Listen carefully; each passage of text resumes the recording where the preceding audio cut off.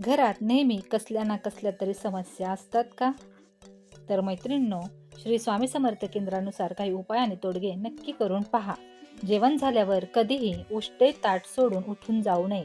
याने अन्नपूर्णा देवी रुष्ट होते. तिची अवकृपा झाल्यास घरात भिकेचे डोहाळे लागतात.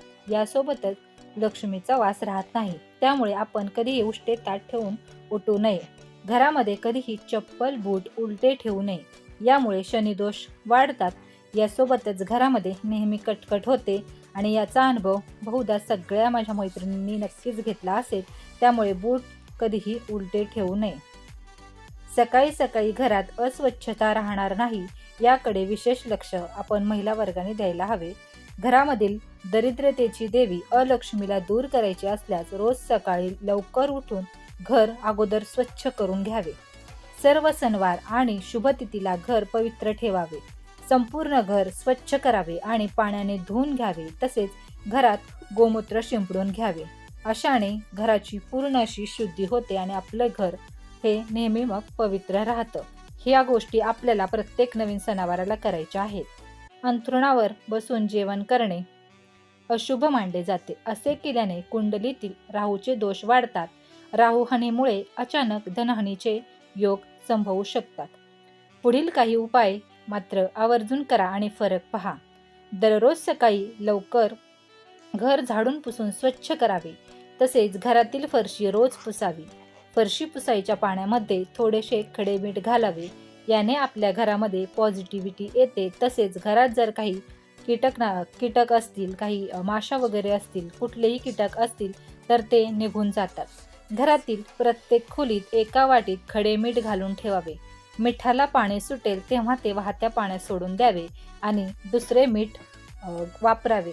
म्हणजे याचा अर्थ असा होतो की आपल्या घरातील निगेटिव्हिटी पाण्याच्या मार्फत बाहेर निघून जाते. तर हा उपाय सुद्धा तुम्ही नक्की करून पहा. तसेच रोज घराचा उंबरठा पुसून स्वच्छ करून घ्यावा. दारात लक्ष्मी पावले, स्वस्तिक किंवा जय श्रीराम असे लिहून रांगोळी काढावी. दर 15 दिवसाला घरातील जाळे जळमटे काढावी. शक्यतो शनिवारी जाळे आणि जळमटे काढावीत. घरातील सर्व बेडशीट किमान दर 8 दिवसांनी बदलाव्यात. तसेच सर्व पडदे 1 महिन्याने धुवून घ्यावेत. घरात नेहमी मोकळी हवा आणि सूर्यप्रकाश येईल अशी व्यवस्था ठेवावी. घर सतत बंदिस्त ठेवू नये. दिवे लागणीला घराच्या सर्व दारे खिडक्या उघड्या करून ठेवाव्यात. मोठ्या आवाजात हनुमान चालीसा घरामध्ये लावावी. घरातील देवांना गाईच्या तुपाचा दिवा लावावा. तसेच घरात यावेळी रोज धूप दाखवावी. रोज न चुकता सायंकाळी भीमसेनी कापूर लवंग जाळावा. तसेच दिवा लागल्यानंतर किमान 15 मिनिटे सर्व घरभर प्रकाश असावा. म्हणजे दिवे बंद करू नये. याने सुद्धा घरामध्ये लक्ष्मीचा वास राहतो.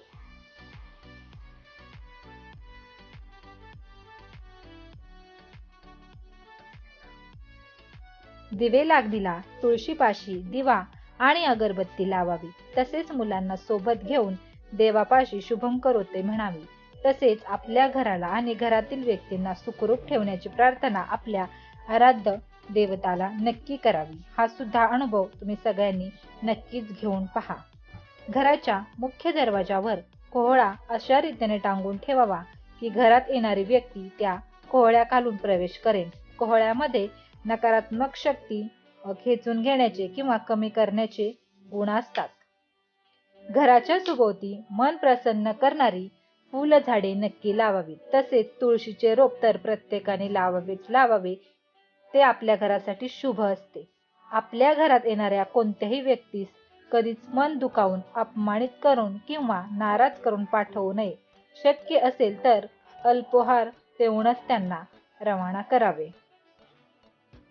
तुम्हाला शक्य असल्यास अपेक्षित मदत करावी. पण मदत जर शक्य नसेल तर योग्य शब्दात सांगून विनंतीपूर्वक निरोप द्यावा. कुठल्याही प्रकारे अपमानित करू नये. घरासमोरील अंगणात पक्षी आणि प्राण्यांसाठी अन्न पाण्याची सोय करावी. रात्री काही अन्न जर उरले असेल तर ते जमल्यास जर काळ्या कुत्र्याला किंवा इतरही कुठल्या प्राण्याला खाऊ घालावे. दर महिन्याला पगार जमा झाल्यावर किंवा एखादी रक्कम मिळाल्यावर ती अगोदर देवाजवळ ठेवून हळदी कुंकू व्हावे. लगेच वापरू नये. त्या रकमेतील थोडे पैसे तिथेच एका डबीत ठेवून शक्य असल्यास त्या पैशाने दर 6 महिन्यांनी अन्नदान करावे. दर महिन्याला जमा झालेला पगार घरी आणताना घरातील सर्व व्यक्तींना आवडेल असे जरूर काहीतरी घेऊन यावे. उदाहरणार्थ मिठाई किंवा गिफ्ट. सर्व सदस्य आनंदी राहतील याची काळजी घ्यावी. घर नेहमी धान्याने भरलेले असावे. घरामध्ये लागणाऱ्या वस्तू, किराणा, धान्य किमान 7 दिवसांचे, 15 दिवसांचे, 1 महिन्याचे भरून ठेवावे. आज आणायचे, आज बनवायचे आणि आज खायचे असे करू नये. याने दरिद्रता अजूनच वाढते. घरामध्ये तुटलेले फर्निचर, चपला, बंद पडलेले घड्याळ, भंग पावलेल्या मूर्ती, रद्दी सामान ठेवू नये. घराचे प्रवेशद्वार नेहमी मोकळे आणि स्वच्छ राहील याची काळजी आपण घ्यावी. घरामध्ये कुठेही पसारा किंवा अडगळ ठेवू नये. अगदी कोणीही कधीही अचानक पाहुणे आले तरी तारांबळ उडू नये. असे आपले घर स्वच्छ आणि नीटनेटके असावे. घरातील सर्वात जास्त नकारात्मकता निर्माण करणारे ठिकाणे शौचालय, किचन सिंक, बेसिन, बाथरूम हे नेहमी स्वच्छ ठेवावे. तिथे काही सुगंधित द्रव्ये तुम्ही वापरू शकता. शौचालयासाठी नेहमी वेगळे चप्पल ठेवावी. शौचालयात जाऊन आल्यावर प्रत्येक वेळी पाय स्वच्छ धुवूनच नंतर पुन्हा घरात प्रवेश करावा. शौचालय आणि बाथरूमचे दरवाजे नेहमी जाऊन आल्यानंतर बंद करून ठेवावे. ते कधीही उघडे ठेवू नये. घरातील काही व्यक्तींमध्ये समजा काही कारणाने काही वाद जरी असतील तरी घरात कुणालाही जाणून बुजून त्रास देणे, उपाशी ठेवणे असे प्रकार किमान स्वतःच्या बाजूने टाळावेत. शांतपणे आपली जबाबदारी आपण पार पाडत राहावी. काही समस्या हा येणारा काळच सोडवतो. त्यामुळे वाद शक्यतो टाळावे. त्यामुळे आपल्या घरातील वातावरण सुद्धा छान राहते.